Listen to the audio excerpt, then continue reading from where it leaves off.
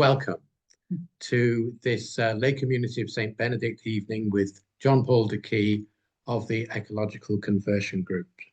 My name is Peter Stott, and Catherine and I are the co-coordinators of the lay community Caring for Creation group, who have been the organizers of this and other events during this year's season of creation. I'm going to start with a couple of housekeeping things.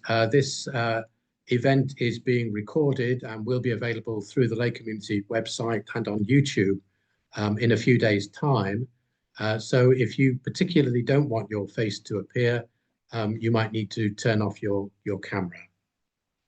And the second thing is we're going to hear from John Paul, but then there'll be a time for questions. And I would like to encourage you, if possible, to show that you'd like to ask a question, but also to show that you want to ask a question by clicking on the React button, which is close to the center at the bottom of your screen. You'll see when you've done that, if you click on React, that you can raise a digital hand. And that helps me greatly because you will then appear in the top left-hand corner of my screen, and I'll know that you want to ask a question. Okay, so those are the housekeeping bits. We're going to start with a prayer now, which Catherine is going to bring to us. Dear Lord and Father of creation, you made the earth, brother sun and sister moon, and all the amazing creatures and plants living on the earth. You have watched us as we have developed into the humankind that we are, damaging your creation and ignoring the needs of others. Forgive us. Grant us the wisdom to be in a right relationship with each creature and plant, and help us to be less selfish in the way that we live. Help us to recognize how profoundly we are united with every living thing. Touch our hearts to be mindful of our poorer brothers and sisters throughout the world. Steer us towards a more balanced lifestyle which embraces your beautiful world, and teach us to be more generous. Grant us peace with your creation. Laudato Si. Amen. Amen. So I'd like to begin now with just a few words of introduction to the lay community of St. Benedict, in case there's anybody here who doesn't know it. We were born in the early 1970s, so we're just over 50 years old, founded and inspired by the monastic community, the Benedictine community at Worth Abbey. We now have something over 200 members, and our aim is to be an inclusive, intergenerational, ecumenical and lay-led body based on the gospel and the rule of St. Benedict, which retains great relevance for our lives today. Over the last few years, the season of creation has become a part of our calendar, and we are marking it this year with a number of things, but this talk is one of them, and we're very pleased to be able to welcome John Paul de Quay to speak to us this evening. So just a few words of introduction to our topic, really. One of my favorite quotes on the theme of caring of creation is from a man called Gus Speth, who was an American very much at the forefront of environmental science. And he was at one time Dean of the School of Forestry and Environmental Studies at Yale University. And he said, "I used to think the top environmental problems were biodiversity loss, ecosystem collapse, and climate change. But I was wrong. The top environmental problems are selfishness, greed, and apathy." And he went on to say this: To deal with those issues, we need a spiritual and cultural transformation. And we scientists do not know how to do that. And that spiritual and cultural transformation, what Pope Francis in the encyclical Laudato Si called an ecological conversion, is very much at the heart of that encyclical. And supporting that transformation is the work that the Ecological Conversion Group that we're going to hear about this evening has been founded to do. So the Ecological Conversion Group was founded by 3 Catholic young adults to help the church understand and respond to Laudato Si. And their mission is to help the church, motivated by faith, to respond to the cry of the earth and the cry of the poor. So once again, welcome to John Paul, and we are very much looking forward to hearing what you have to say to us this evening. And I think you'll need to, you have done. Yeah, thank you so much. It was a lovely introduction. It's worth saying that the 3 of us who started the group actually, we started during a retreat at Worth Abbey, which is perhaps something you didn't know. So can you see the screen without the notes? Can you see my presentation? Yeah, brilliant. Okay, yes. Lovely. Great. So I've been asked to give an introduction on the concept of ecological conversion, on where it comes from, what it means, and what its implications are for us as individuals, for our churches and communities. I think the last part of it we might have to do in the discussion at the end, because there's quite a lot to get through in terms of what ecological conversion is, because it is so important. I'm going to do that by looking at unpacking Laudato Si, but also to bear in mind that Laudato Si is not a standalone document, but it clarifies tradition in light of new things. It clarifies the tradition of the church in light of new things, but it also builds on previous documents. So things in Rerum Novarum will be present in Laudato Si, and they build upon one another. If I was to summarize Laudato Si as a sort of a movie plot line, it would be that there were 2 visions, a good and an evil vision. And the ecological conversion could be seen as this transition between the 2, from the bad vision to the good vision. And that both these visions are kind of present in tradition and scripture in various ways. But the new thing perhaps is technology and the destructive capability it has given to the negative mindset has increased this problem exponentially. So really, Laudato Si calls us, and the ecological conversion calls us to a new vision. And I really want to emphasize why technology and politics is important, but we cannot rely on technology, business, or politics to tackle climate change, as Peter mentioned.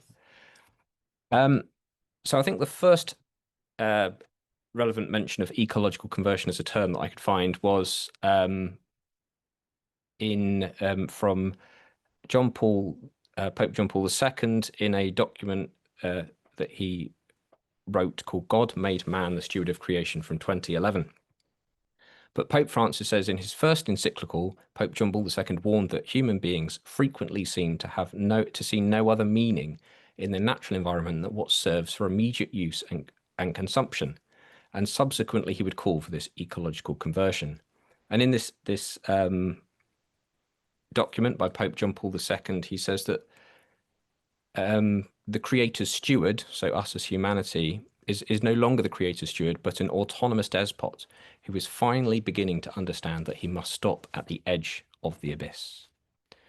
So that's where we'll start our story, really, at the edge of the abyss. And I want to now break down the summary of Laudato Si, which is the second paragraph of Laudato Si, to really try and understand what's going on, in order to really dig deep into where we are as a people at this current time in our ecological crisis. And the first thing really to look at is this our place in the universe. As Pope Francis says, that we have forgotten that we ourselves are dust of the earth.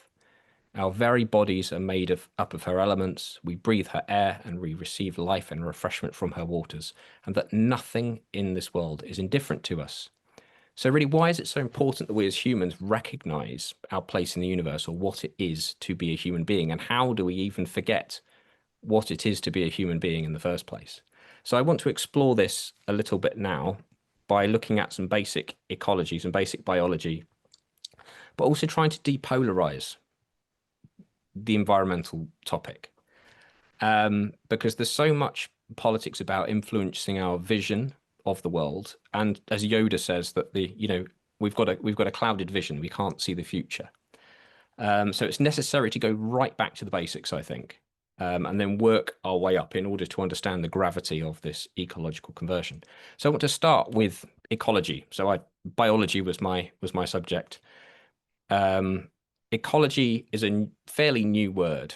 It appears in scientific literature as, the study of ecology is the study of the relationships of living organisms and their non-living environment.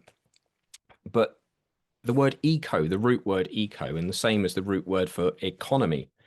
So ecology and economy come from this ancient Greek word called oikos, which really looks at, like the interactions of the living and the non-living, it looks at the home, it looks at the family within it, and all things under its care. So it's about the care of the household. It's about stewardship. So it's the same. We have all these relationships and the care. So the economy is the plan, the intention behind the interactions in these relationships. So we can see that ecology, when used in Catholic social teaching, can refer to relationship and stewardship as a it's a loaded word. It talks of care. And I want to explore ecology a little bit by starting with some basic biology. So in order to help us understand again what we are as human beings. So we've got a pondweed in this pond, and it needs this pond to live. It requires the environmental conditions of this pond to live, but it still interacts with the wider cosmos, taking its energy from the sun. And again, you can see that the interactions of these animals are very similar to human societies. So we can see here we've got a population of the same pondweeds sharing the same pond. But then this pond is also home to many other populations of other species of living things, and this is known as a community. These communities are highly complex webs of interactions and food chains.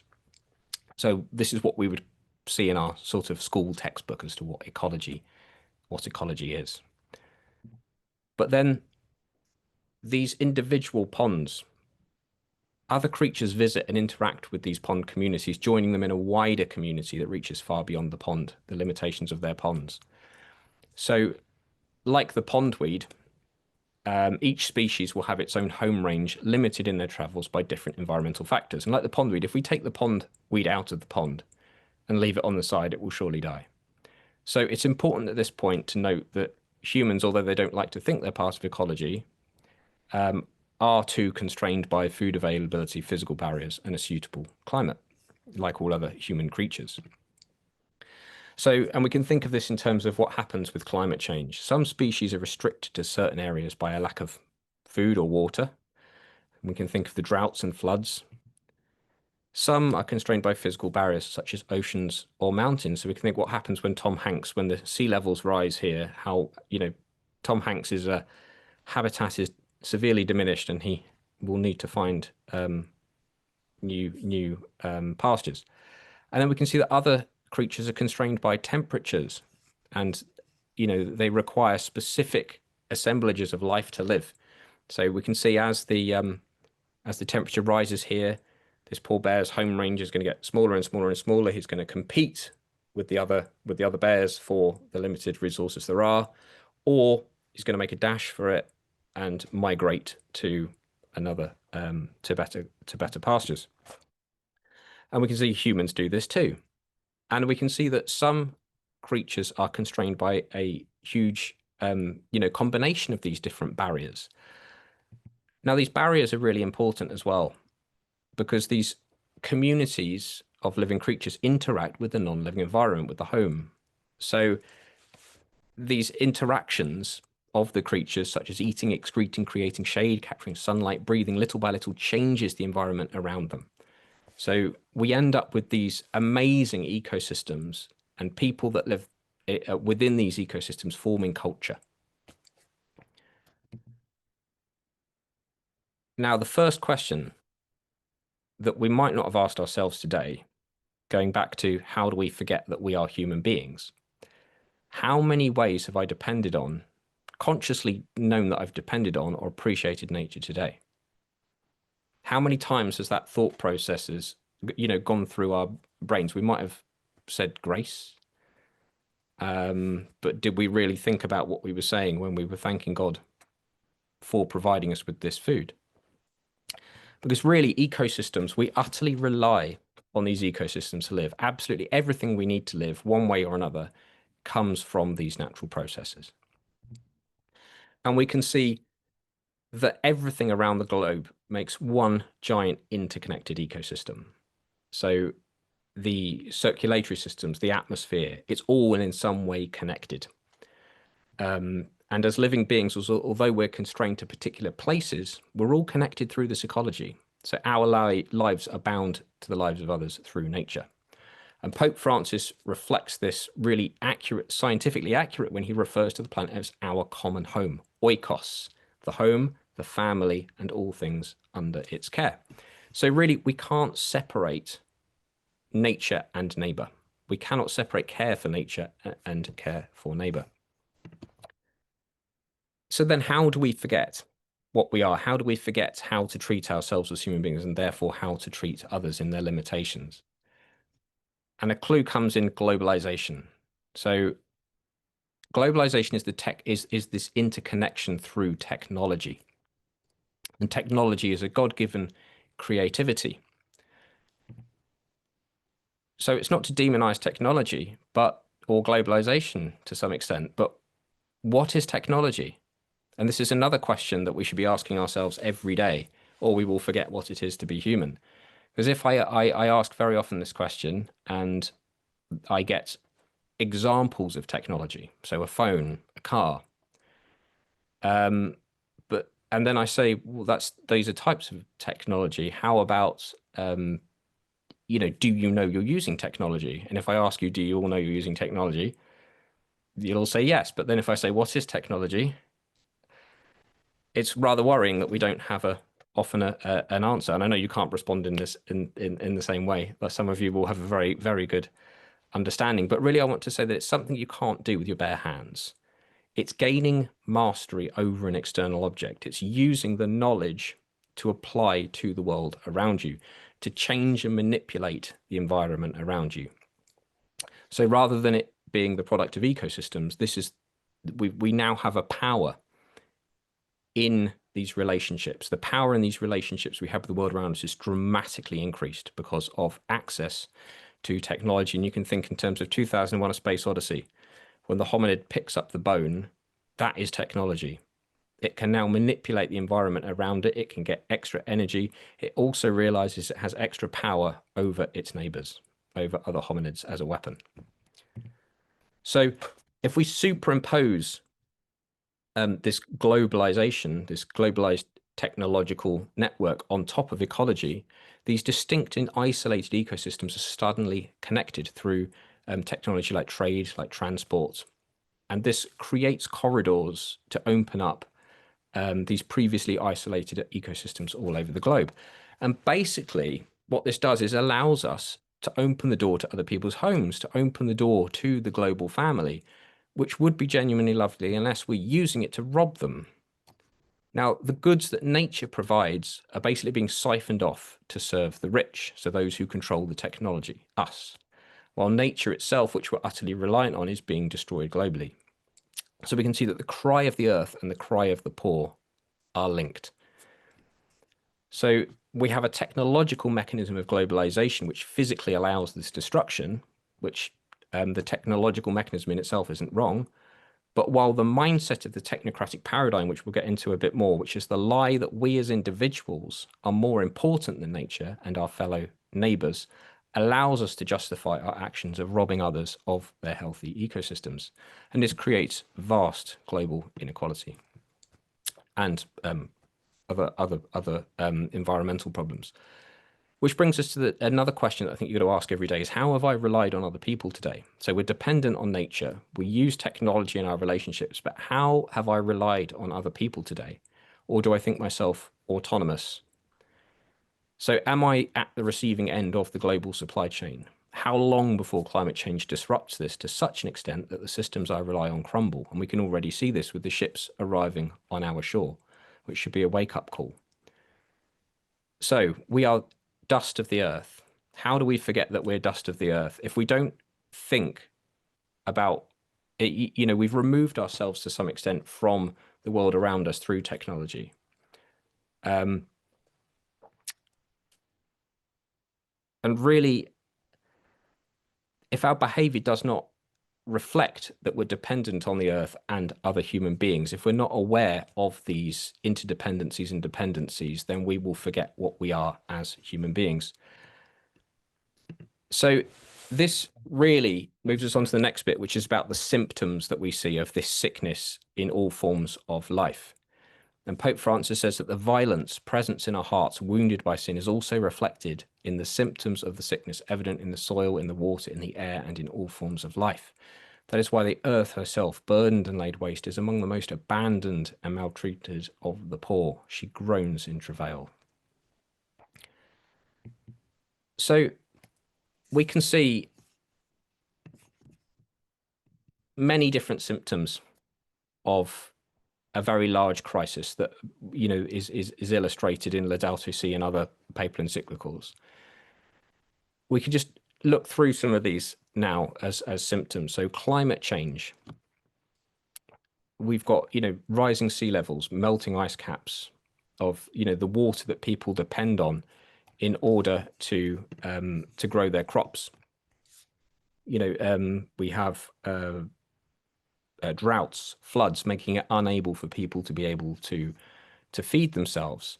We can then look at hunger. Not only is this the case here, but we have, you know, the amount of pesticides, the industrial animal farming that we use. Basically, we're waging war on the natural world in order to feed ourselves, destroying huge amounts of the world in the process. And at the same time, we're wasting a third of all our food. We can then see that when we don't have resources, like the picture of the bear earlier, when we struggle for resources, we end up becoming migrants, refugees, moving to better pastures. And when we move to better pastures, we're always in a vulnerable position. Sorry, the slides are changing themselves. So, you know, we're always more vulnerable to people becoming trafficked, people becoming victims of modern day slavery. And, you know, conservative estimates are put at sort of 40.3 million slaves working for us in all of our food, our clothing industries. And, you know, this also links to conflict as well.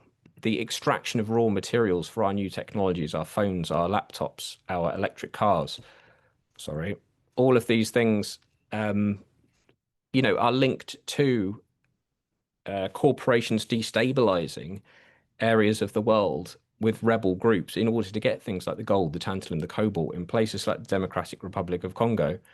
And even, you know, Trump threatening to invade Greenland for these, you know, for these resources has made it mainline news rather than sort of things that are hushed up.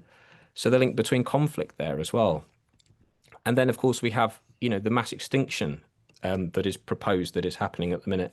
So seeing a 60% reduction in vertebrate wildlife species since between 1970 and 2014.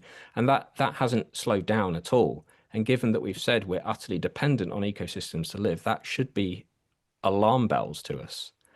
And again, this all links to a throwaway culture that Pope Francis is really keen to say, you know, we can be obsessed with things like recycling and these visible things, but actually everything we buy, it has to be extracted, it has to be made, it has to be thrown away at all stages of this. There are people involved as well.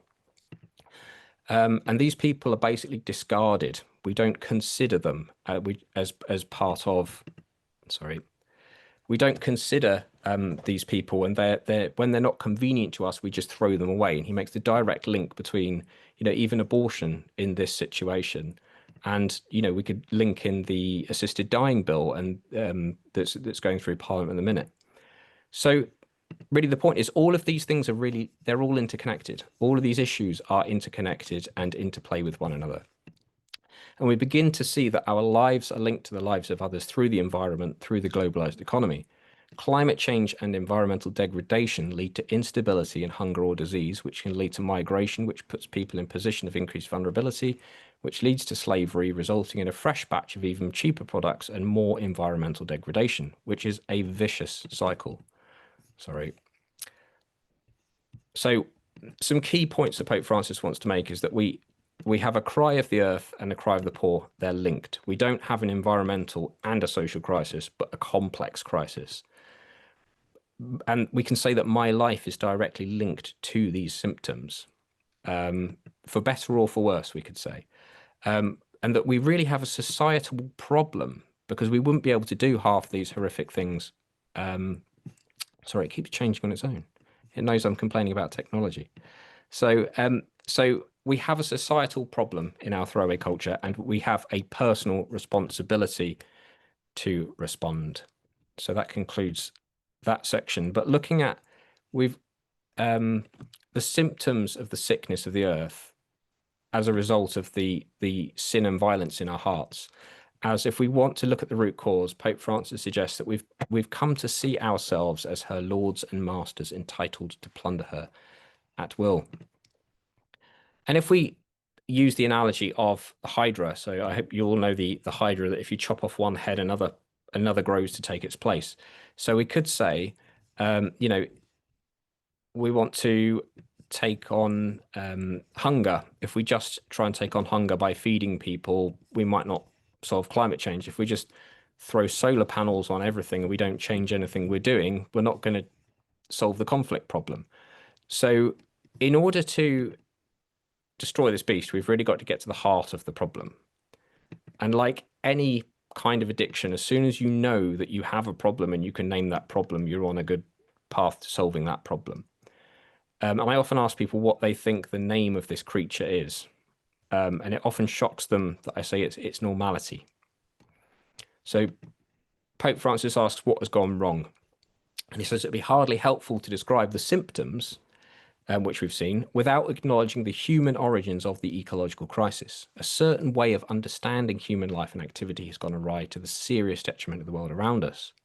So Pope Francis calls this normality, this normal vision for the way we see the world, normal way of acting, the technocratic paradigm.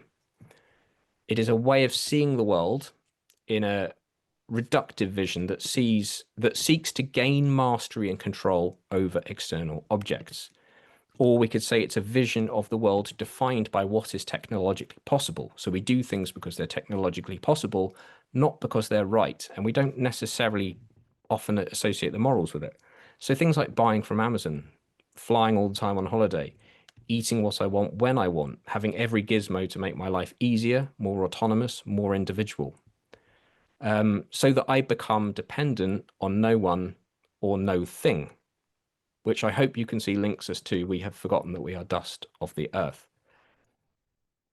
So Pope Francis says that we have to accept that technological products are not neutral for their creative framework, which ends up conditioning lifestyles and shaping social possibilities along the lines dictated by the interests of certain powerful groups. And I'd invite you to think after this of, have a look at who the 20 most richest people in the world are and ask the question, do they influence your life more or less than your faith?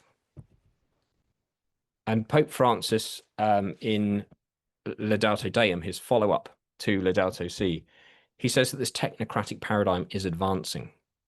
He says that artificial intelligence and the latest technological innovations start with the notion of a human being with no limits, whose abilities and possibilities can be infinitely expanded thanks to technology.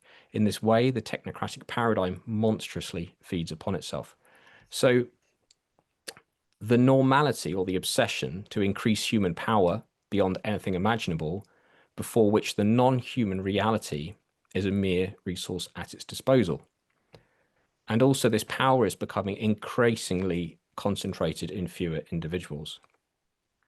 And he also says in Laudato Si that we risk remaining trapped in the mindset of pasting and papering over the cracks, while beneath the surface there is a continuing deterioration to which we continue to contribute. To suppose that all problems in the future will be able to be solved by new technical interventions is a form of homicidal pragmatism, like pushing a snowball down a hill. So this violence in our hearts is what we're saying is can look as harmless as convenience. The symptoms are varied: climate change, biodiversity loss, slavery, even general unhappiness or emptiness in our lives. Because of the technology that bridges this ecology, attitudes like lust, greed, sloth have effects on people far beyond our sofas. So technology gives us the power and the ability to distance ourselves from the consequences of our actions. So are we loving our neighbours? And we could ask, are we living life to the full? At the heart of our ecological and social crisis lies the personal and spiritual crisis. So when we put ourselves first, all else becomes relative. So we can see in this diagram, we've got the key relationships in Genesis. So with God, with the earth, and with my neighbor. And we can see that when I put myself above the earth, I also put myself above my neighbor, because of the way that the world works, because of the ecology, because of the globalization. When I put myself above my neighbor, I'm also not loving, if you've got to love God and love your neighbor, if you can't love your neighbor, are you really loving God? Is how, when we go to church, we receive the sacraments. If that relationship doesn't respond in action in the world around us, then that's a consumer relationship, and God is probably at best a psychologist. He's also there for our immediate consumption. So we come to see ourselves really as gods. Oh, sorry. So actually, that's worth saying. So there's some excellent quotes from Pope Benedict in Laudato Si, and actually I'd recommend revisiting lots of Pope Benedict's Catholic social teaching, especially his book In the Beginning, which is one of the best books I've ever read. But he says, I can't remember where he says this, but he said the book of nature is one and indivisible, and includes the environment, life, sexuality, the family, social relationships, and so forth. It follows that the deterioration of nature is closely connected to the culture which shapes human coexistence. But now we're getting onto the hope. And we're going to start with, praise be to you, my Lord, through our sister Mother Earth, who sustains and governs us. The prayer of Saint Francis of Assisi, praising God for his great creation. And going straight into the ecological conversion. So what was mentioned in passing by Pope John Paul II is given flesh by Pope John Paul II is given flesh by Pope Francis. And he says that the ecological conversion is whereby our effects with our encounter with Jesus Christ become evident in our relationship with the world around us. Living our vocation to be protectors of God's handiwork is essential to a life of virtue. It is not an optional or secondary aspect of our Christian experience. So I now want to put these two visions side by side to try and help explain this. So I'm having loads of trouble with the with your faces. It's always in the way. So we've got, on one side, we've got this technocratic vision for the world, this technocratic paradigm, where we see no other meaning in the natural environment than what serves our immediate use and consumption. So we put ourselves at the center of these relationships. Convenience is based on what is, good is what is convenient to me. It's this tunnel vision. But then on the other side, we've got this integral ecology, which we're going to explore a bit more, this other vision, this joyous vision. And it's a recognition that the world is God's loving gift, and that the Creator loves all his creatures infinitely. It's to put God back at the center. It's to have the big picture, the big vision for reality, for creation, for life. C.S. Lewis says that if you're right with him, you will inevitably be right with your fellow creatures, just as all the spokes of a wheel are fitted rightly into the hub and the rim they're bound to be in right relationship to one another. And Pope Benedict says in Caritas Veritati that only through an encounter with God are we able to see the other something more than just another creature, to recognize the divine image in the other. So when we put God back at the center, we've formed this right relationship with creation and creator, so that myself, the earth, and my neighbor are all creatures. But also important that, it's not just what's my relationship with the planet, with the earth, what's my relationship with my neighbor, but what's God's relationship with the earth? What's God's relationship with my neighbor? What's God's relationship with me? So we'll explore. So the ecological conversion is this change from one to the other. So if ecological refers to the relationships and the conversion is the change, it's this change in the orientation of the relationships, so that our relationship with Christ influences our actions with the world around us. So I want to now spend a little time looking at integral ecology, this good vision. And at its most basic point of view, that could be really useful in a from a secular point of view, is the idea that integral ecology is, I'm sorry, I can't see where I am.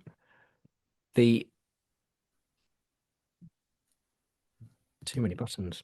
So it's the idea that such networks, so societal ecology and environmental ecology, are themselves interconnected, so that a flourishing or a dysfunctional human society will contribute to a flourishing or dysfunctional biological environment.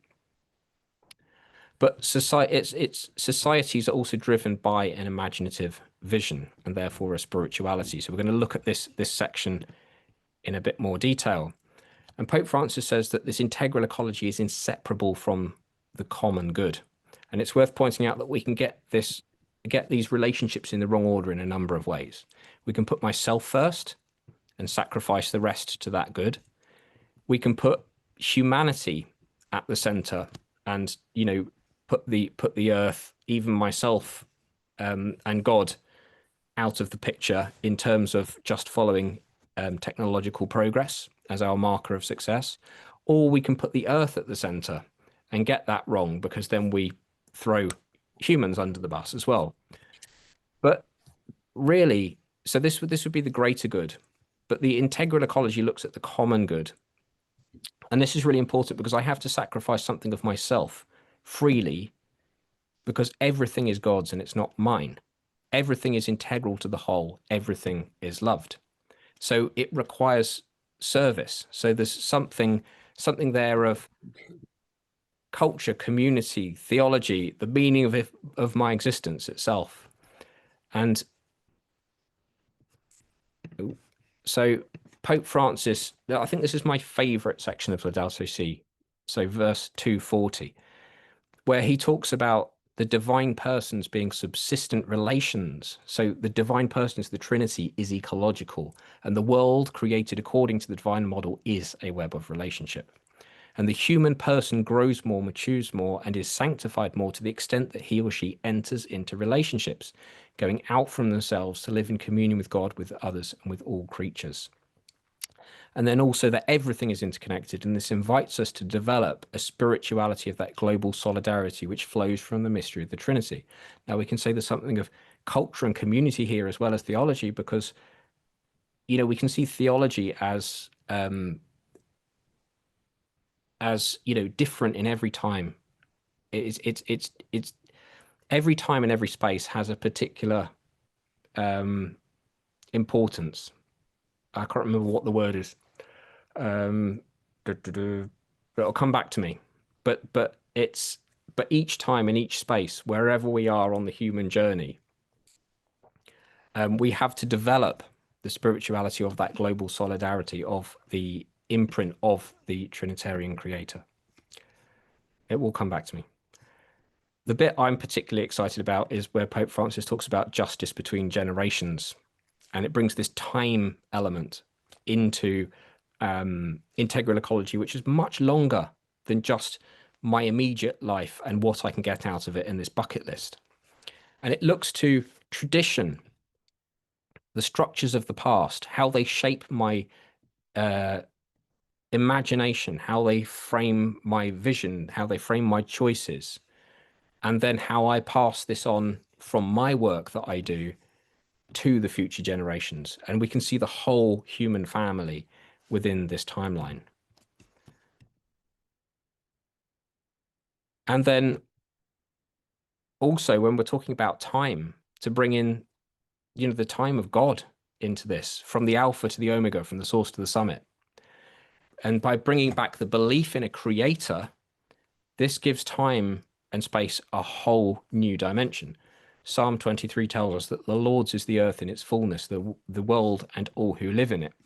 In Colossians, for by him all things were created in heaven and on earth. All things were created through him and for him, and in him all things hold together, to reconcile himself to all things, whether in heaven or on earth. So Pope Francis reminds us that the destiny of all creation is bound up in the mystery of Christ, present from the beginning. So the source and summit of all creation is Christ. I hope you'll get excited about this bit, but Pope Francis also says that there's an ecology of daily life, and this speaks hugely of prayer and of work. So I don't know if you know Dr. Carmody Gray, but recently she gave a talk where she said that ecological conversion is what the human vocation looks like when it is lived. It is a conversion of our vision, in which we learn to see the whole cosmos as destined for glory and ourselves as called to play a pivotal role by becoming co-workers with God in service of that renewal. Human beings are called to be little Christs in the created order. Each of us has the priestly work of transforming creation by offering it to God in our work and in our praise. Each of us needs to take personal responsibility for our share in the purposes of God to bring creation to fulfillment, to save, heal, transform, and renew. So we can see Saint Francis again. Praise be to you, my Lord. Praising God for his great creation. Even on his deathbed, he was singing this. So Pope Francis says that Saint Francis is the example par excellence of care for the vulnerable, of an integral ecology lived out joyfully and authentically. He was a mystic, a pilgrim who lived in simplicity and in wonderful harmony with God, with others, with nature, and with himself. And he shows just how inseparable the bond is between concern for nature, justice for the poor, commitment to society, and interior peace. So we can see we've got a choice of attitudes, a choice of the technocratic paradigm or integral ecology, and whether we will undergo this journey of ecological conversion that never really stops. But I'd like to say, on a final note on hope, that hope is not optimism. Optimism puts a faith in technology and policy without wisdom, and it says it will be fine without my involvement. Hope is to act, and it's to use our time to be protectors and co-creators of God's handiwork. Just very quickly, in terms of what we can do as individuals, I can put in the chat some links to some resources and things, but I think how we apply the virtues, a virtuous way of living, to things like reduce, reuse, recycle, really questioning, do I need these things or do I simply want it? Will it improve my life or reduce possibilities for social interaction? How will it support local economy? Can I talk to a person instead of a robot? All these things of rebuilding connections with people and with the earth around you is very key. Also taking time to slow down. And if you can't slow down, can I do all these things with other people instead? So community action is really key. And Pope Francis says that this ecological conversion is a communal element of it. And that around these community actions, relationships develop and are recovered and a new social fabric emerges. Thus, a community could break out of the indifference induced by consumerism. So really, this building this communal level, I think, is the key. how can we help build these structures of care, rebuild structures that help us support each other? And then also the political. How do we get involved with the political? So Pope Francis says that in Laudato Si, that I reiterate, unless citizens control political power, national, regional, and municipal, it will not be possible to control damage on the environment. And he says that, however, in conferences on the climate, the actions of groups negatively portrayed as radicalized tend to attract attention, but in reality, they are filling a space left empty by society as a whole, which ought to exercise a healthy pressure, since every family ought to realize that the future of their children is at stake. And I will stop there.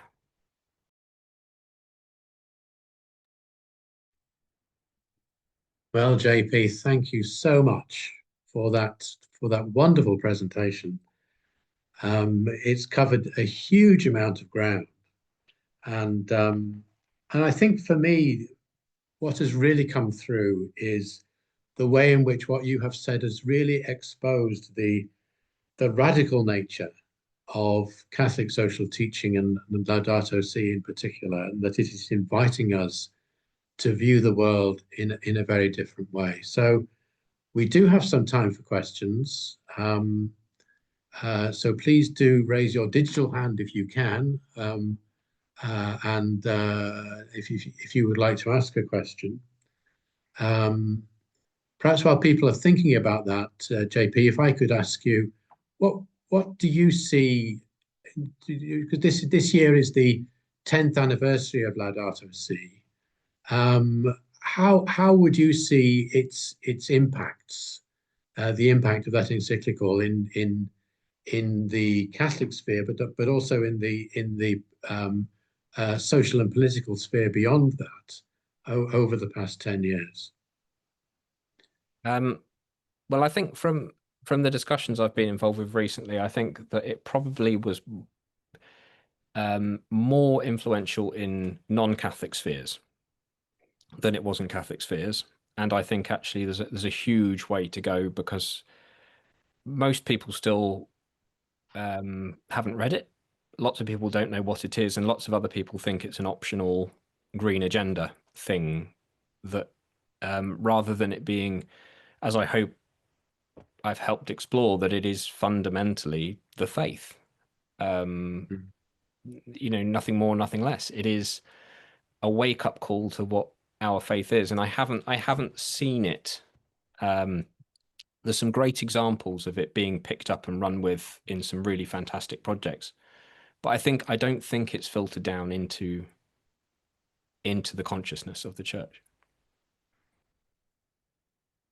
sadly.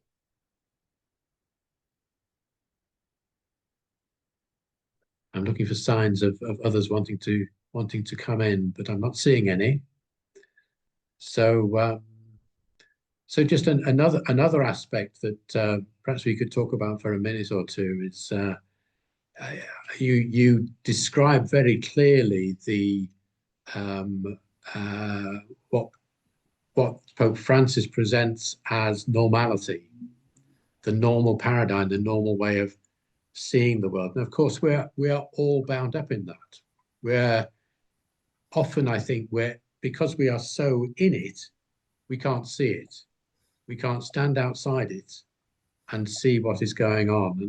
And the encyclical helps us to do that. And I wonder how what you would say about the importance of being able to stand outside.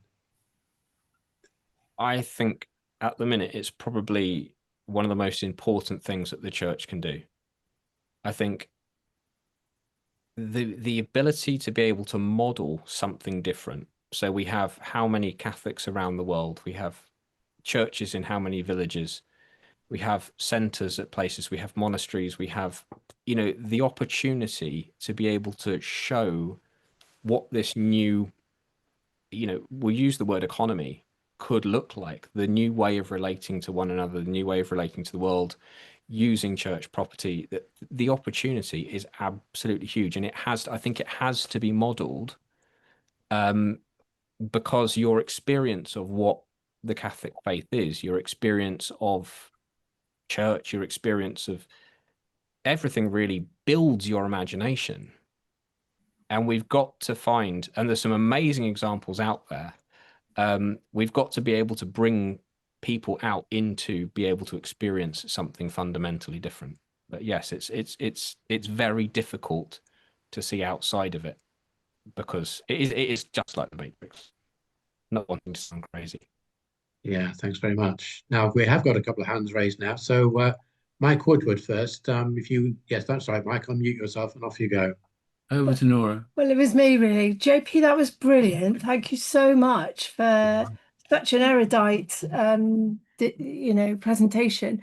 How though are we going to make movements? I mean, I'm mindful. I'm sitting on a trustee body on Thursday. I'm going to the Cardiff Mini. I'm a trustee. How do we get, it sounds like it's a kind of bottom up sort of thing, sort of small people doing wonderful things. But surely, in the same way that Vatican II got lost, this can't get lost. And it should be from, have you been to the Bishops' Conference? How can you, how does one, have you thought about how to grapple with that? That's my question. Yes, so we are doing, we're looking at this in a different way this year. We're doing a few bits of research on time and space, mission, time and space. What is the perceived mission of the church? And how can that be disseminated better? What is good for us to use our time for? So how should we engage with work as Christians? And then space. What are our buildings for? What's the land for? And the question is there any link between forward planning of what we think mission is and what our buildings are used for? And I think that oversight on pastoral planning and incentivizing people to be able to come forward, because the research that we've seen so far, we haven't found many good examples of where the grassroots are able to come up with ideas or concerns that they can sit and discuss these things and actually formulate any kind of plans. Likewise, do the people in charge ever say, does anybody have any ideas? We've got a bit of a bottleneck of either capacity or we've got some unused buildings, or Yes. there's some thinking needs to be done there. Well, thank you very much for that. There's thank you. Buildings around and land and things like that. So I'll think. Thanks a lot, JP. Right, thank you. Okay, well, thank you, Nora, as well. And Michael Emily also wants to come in, I think. So if you that's it, Michael, unmute yourself.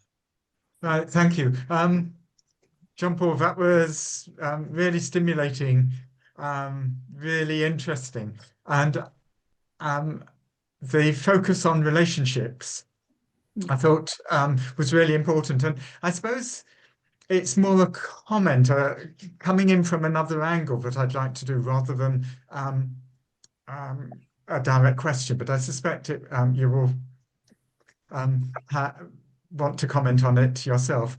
We're in the Holy Year, and within our parish, we've been looking at the Old Testament idea of Jubilee. And of course, the Old Testament idea of Jubilee was a reset of social relationships and of relationship with the land under God. So those three relationships are there, brought together with God in the center. And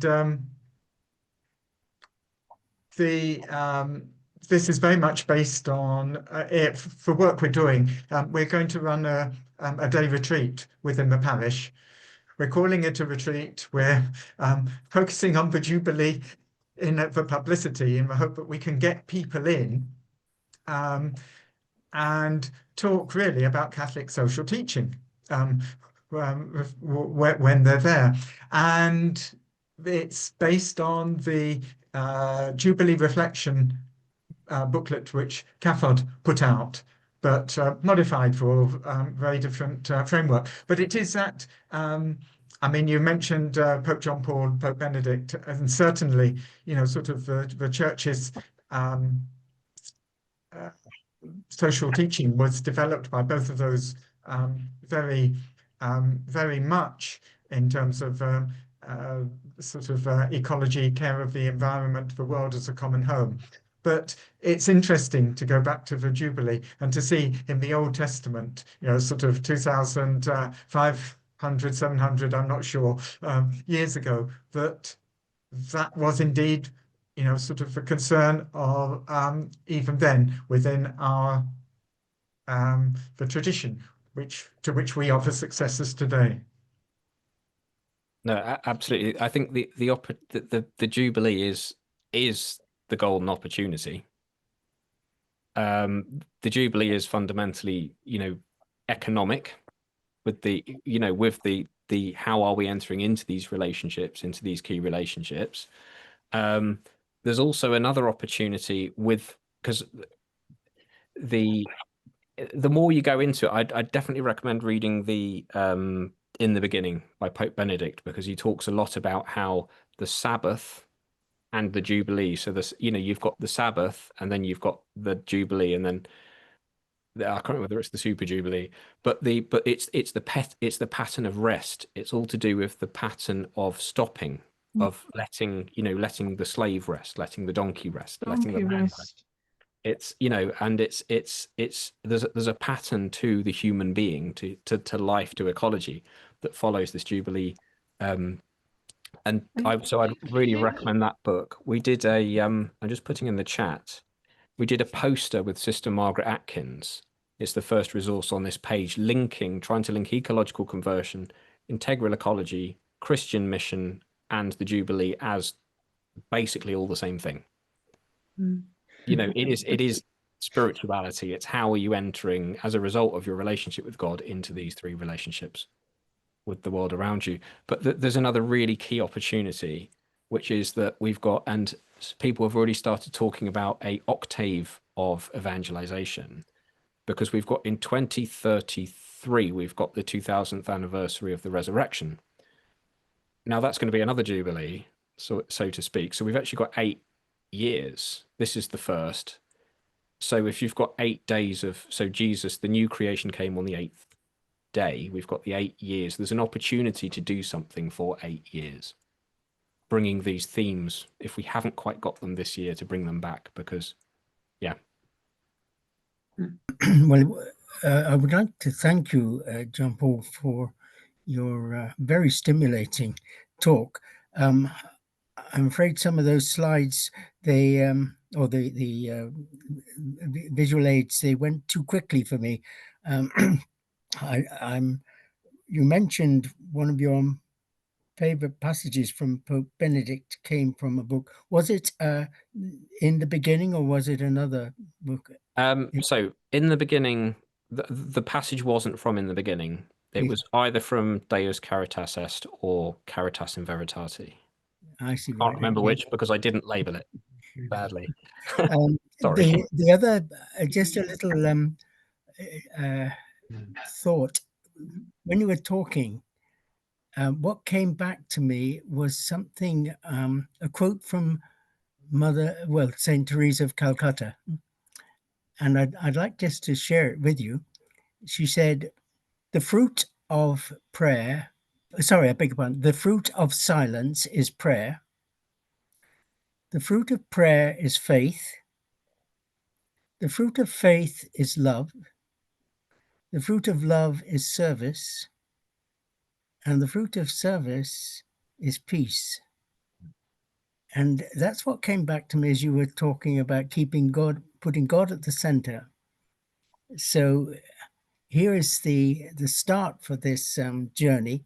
And I was conducting a funeral today, and it was so sad.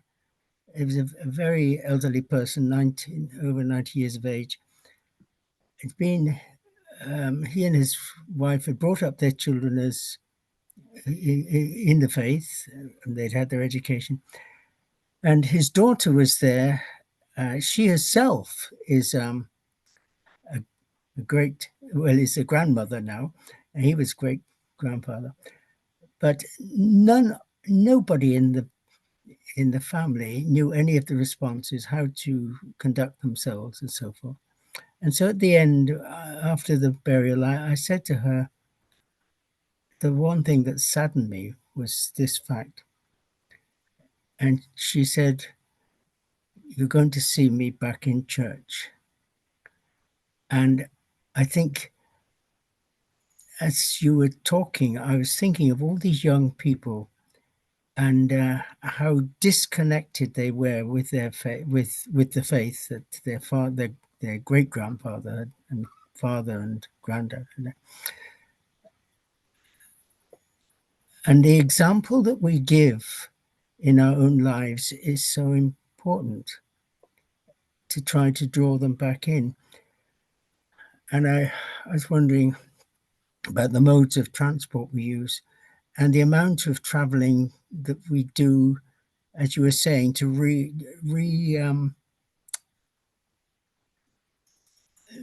to revise that. Do we need to travel as much as we do, and the modes of transport we use? Do we have that opportunity as a church to reuse our buildings? I was thinking, a lot of people who go to church, the older people, have sufficient funds to be able to, for instance, make a loan to their parish, get some solar panels put on the roof of their church, and then the money that's saved from the electricity bill that the church would pay could be used to pay them back over a series of years. Things like that. How do you get those things into people's minds? It's so difficult. So I suppose communication is one thing, but anyway, let's start with prayer. After a period of reflection. So there's the silence leading into prayer, the fruit of silence, prayer. Perhaps with that prayer will come a deepening of faith for ourselves. And with that faith, that growth in love and then service. So it's a process. So maybe. Thank you, Peter. Silence, yes, no, silence. completely agree with that. We're getting very short of time. I think Eric might have wanted to ask a question. Is that right, Eric? Is Eric still there? Yes, I'm there. Yes. Thank you very much for that talk. I was most interested by the interconnectedness of everything, and I wondered how you see synodality in the picture. Yes, key question, I think. I think if synodality is the way of being, the way of listening, the way of being present to people, the way I think it goes back to what Peter was just saying about being silent as well. I think, and it also connects to Nora's question as well, about what do we do from the top as well, is that we have to, I think, fundamentally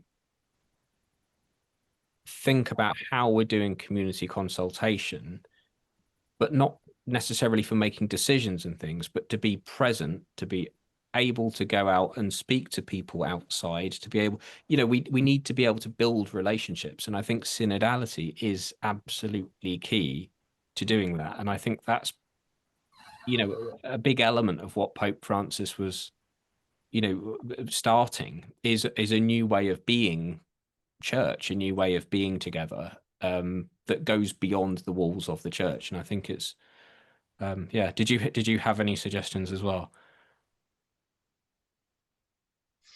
Well, we've been trying hard within our parish to sort of have meetings on synodality, but it's very hard to get people to come to them.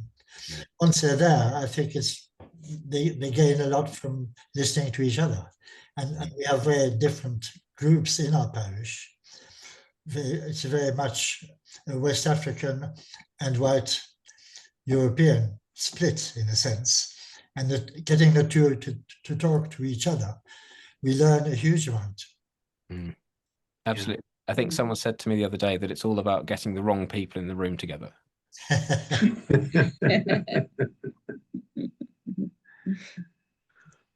John Paul, thank you very much. Thank you, Eric. Thank you. I think we do need to bring it to a close there because we're rather over the time. So, JP, I just want to thank you again for that amazing presentation. I do think that you've left us with a huge amount to reflect on, and to find ways of taking forward. And I think the thing that, as much as anything, and there's so many things in that presentation to take away, but the thing that I would just point to is something you said towards the end: to hope is to act. It's not a passive thing. And I think that in many different ways, the members of this community are taking that to heart, and I think we'll take it to heart in the future. So many, many thanks to you. I'd like also to thank those who asked a question and stimulated the discussion. And I'd like to thank everyone for taking the time to be here this evening. I hope that you have gained from it, and we'll take away and reflect on the things that JP has said.